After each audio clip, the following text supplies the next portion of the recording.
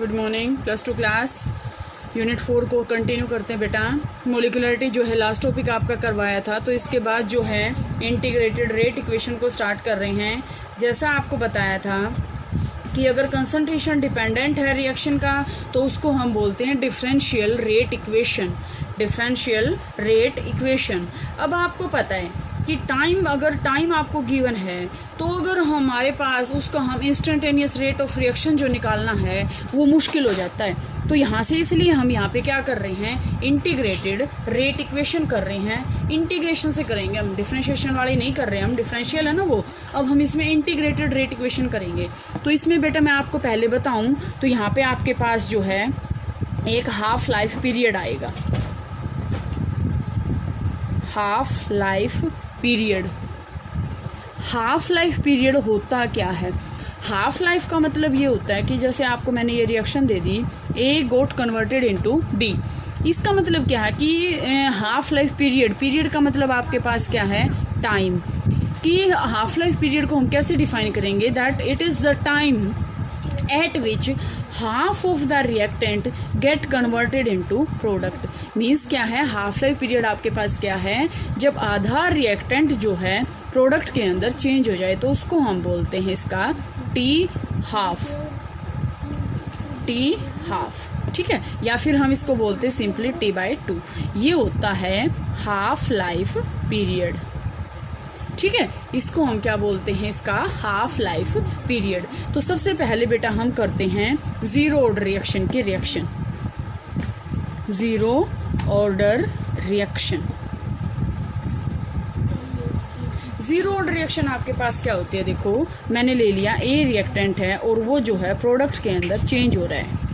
ए reactant है, product के अंदर जो है वो चेंज हो रहा है। ठीक है, अब इसका मतलब क्या है, reaction is said to be zero order. एक रिएक्शन को हम जीरो ऑर्डर तब कहेंगे जब रेट ऑफ रिएक्शन क्या होगा, independent of concentration of all the reactant. ठीक है, इसका मतलब क्या है कि ए रिएक्टेंट की जो कंसंट्रेशन है वो इंडिपेंडेंट अगर हो कंसंट्रेशन पे तो हम इसका क्या करेंगे, इसको बोलेंगे जीरो ऑर्डर रिएक्शन। अब इसका देखो हम डेरिवेशन करते हैं इसका।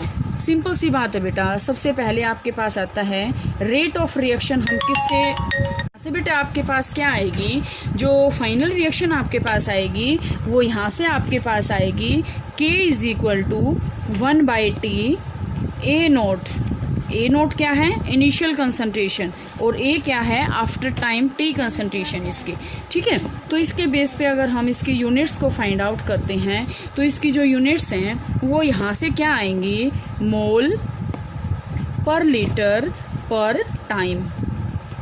मोल पर लीटर पर टाइम यहाँ से आपके पास आएगी इसकी यूनिट्स। इसके बाद हाफ लाइफ पीरियड, इसमें आपके पास क्या आ जाएगा, इसका half life period is equal to t half. आपके पास क्या आ जाएगा, 1/K। टी इधर चला जाएगा, K इधर आ जाएगा, 1/K ए नॉट माइनस ए क्या है आपके पास, ए क्या है, यहाँ से इनिशियल कंसंट्रेशन जब हाफ हो रही है तो ही तो वो है क्या, ए है ना, तो यहाँ से आपके पास ये आ जाएगा। ठीक है, या फिर अगर हम इसको सिंपल करें तो यहाँ से टी हाफ आपके पास क्या आ जाएगा, a naught by 2K। Zero order reaction के लिए जो फर्स्ट हाफ लाइफ पीरियड है वो आपके पास ये आएगा। इसके बाद आपके पास इसमें आते हैं एग्जाम्पल्स। तो एग्जाम्पल्स आपके पास क्या होते हैं, एग्जाम्पल्स में देखो, एग्जाम्पल्स आपके पास है अमोनिया का डिसइंटीग्रेशन। ठीक है, NH3 का इसमें बहुत अच्छा एग्जाम्पल है। ठीक है, NH3 का एग्जाम्पल है आपके पास इसमें। इसके बाद हम करते हैं फर्स्ट ऑर्डर रिएक्शन। तो फर्स्ट ऑर्डर रिएक्शन में आपके पास जो है, फर्स्ट ऑर्डर रिएक्शन की जो फाइनल रिएक्शन आपके पास आएगी, मैं वही करवा रही क्योंकि डेरिवेशन मैंने आपको पहले भी करवा रखा है और उसका जो है डेरिवेशन जो है कई बार आपसे पूछ लिया जाता है। फर्स्ट ऑर्डर रिएक्शन, तो फर्स्ट ऑर्डर रिएक्शन में आपके पास क्या आएगा, फर्स्ट ऑर्डर रिएक्शन क्या है, फर्स्ट ऑर्डर रिएक्शन जो आपके पास आएगी वो rate of reaction is proportional.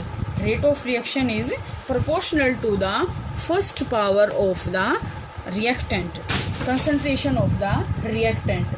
वो क्या करेगा, first power of concentration of reactant के ऊपर अगर वो डिपेंड करता है तो उसको हम बोलते हैं first order reaction.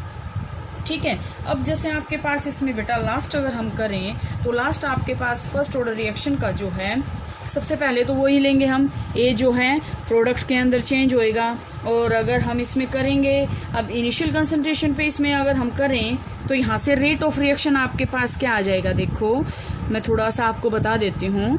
Rate of reaction is directly proportional to, या फिर हम क्या कहेंगे, dx by dt is directly proportional to, यहाँ से आपके पास क्या आएगा, ये a माइनस एक्स, मतलब after time t a concentration कितनी कम हुई है। तो यहाँ से हम क्या करेंगे, dx by dt is equal to, इसको हटाएंगे तो k a माइनस एक्स ये आ जाएगा। ठीक है, और इसको क्या बोलते हैं, k को स्पेसिफिक रिएक्शन रेट कांस्टेंट, इसको यहाँ से हम क्या बोलते हैं, स्पेसिफिक रिएक्शन रेट कांस्टेंट या फिर रेट कांस्टेंट। फिर हम वही इसका इंटीग्रेशन करेंगे तो आपके पास जो फाइनल जो इसमें रिएक्शन आएगी, फाइनल रिएक्शन आपके पास इसके अंदर जब हम इसको पूरा सोल्व करेंगे तो आपके पास फाइनल रिएक्शन देखो क्या आएगी, ln आएगा इसमें। तो यहाँ से आपके पास क्या आएगी, final reaction 2.303 by t log of a over a minus x, मतलब इनिशियल कंसंट्रेशन और कंसंट्रेशन आफ्टर टाइम t। तो इसको हम क्या बोलते हैं, फर्स्ट ऑर्डर रिएक्शन। अब दूसरी बात इसमें आती है, इसकी यूनिट्स क्या हैं। तो इसकी जो यूनिट्स हैं बेटा, वो इसकी यूनिट्स यहाँ से देखो क्या आएगी, इसके में आपके पास क्या है, रेट कांस्टेंट। अब देखो यहाँ से rate constant is depend only upon the units of time and independent of initial concentration, independent of concentration। so इसकी जो यूनिट होएगी वो सिर्फ टाइम के अकॉर्डिंग ही होएगी। ठीक है, टाइम के अकॉर्डिंग ही होएगी।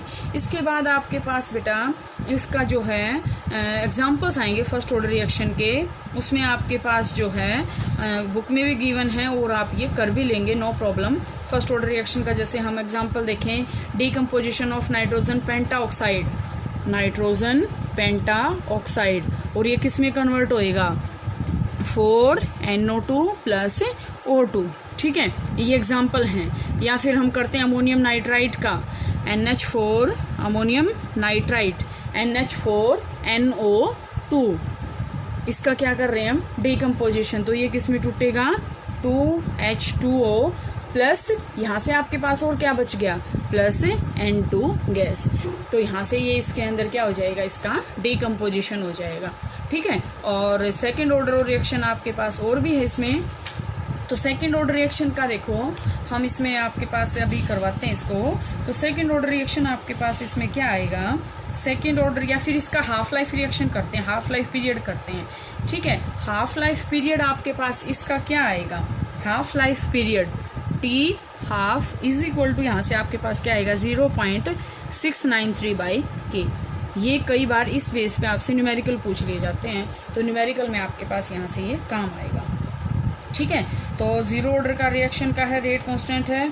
तो यहाँ से आपके पास क्या आएगा, ये जीरो ऑर्डर रिएक्शन के लिए है। सॉरी बेटा, यहाँ से ये जीरो ऑर्डर रिएक्शन का है।